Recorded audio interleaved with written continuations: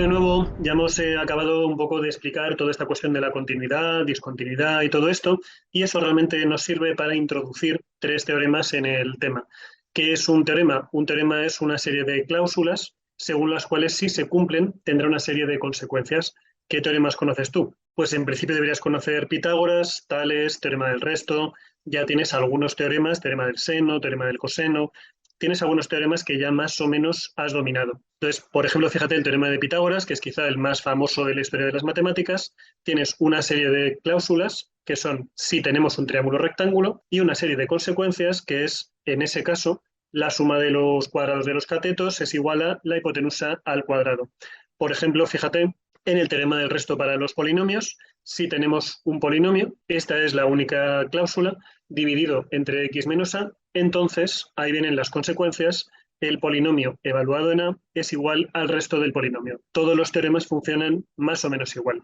¿Qué tiene de especial un teorema? Todos los teoremas a su vez hay que demostrarlos. Es decir, como decía Sae de Cabezón en un vídeo muy interesante, son verdades inmutables. O lo que es lo mismo, el teorema de Pitágoras, por ejemplo, es válido hace 2000 años, hoy en día, dentro de 2000 años, y será válido en todas partes del universo, en Japón, en España, en China y en todos lados. Si quieres ver ese vídeo, te sugiero que captures este QR. Es un vídeo muy interesante en el que Sae de Cabezón, pues a modo de monólogo, habla un poco del concepto de qué es esto de un teorema. Y vamos ya directamente con el teorema de Bolzano, lo voy a copiar directamente de mis apuntes, aquí lo tienes, y vamos a intentar entender un poco qué significa esto.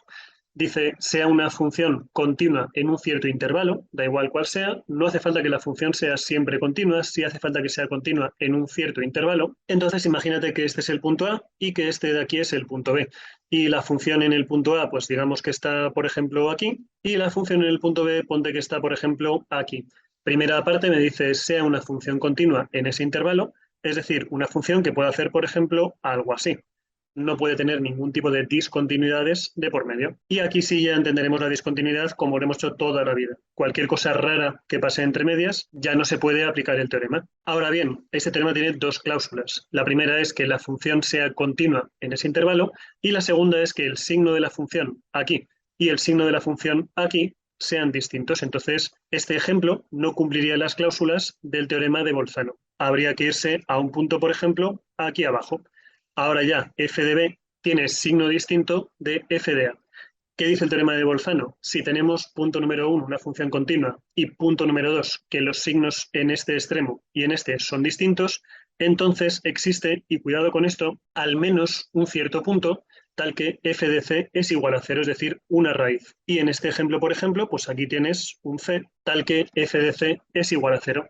¿Por qué recalco lo de al menos? Vamos a copiar aquí la función y vamos a intentar buscar formas en las cuales esto no ocurra. Fíjate que la situación de colocar A en positivo o B en negativo va a dar un poco igual, si lo pones al revés es exactamente lo mismo, y la primera cuestión es a ver si se te ocurre cómo con una función continua unir este punto y este punto sin pasar por aquí. Claro, si es continua la función no puedes. Si es discontinua, sí, podrías irte aquí al infinito, por ejemplo, y la función podría reaparecer por aquí y tocar en este punto, con la definición habitual de función continua.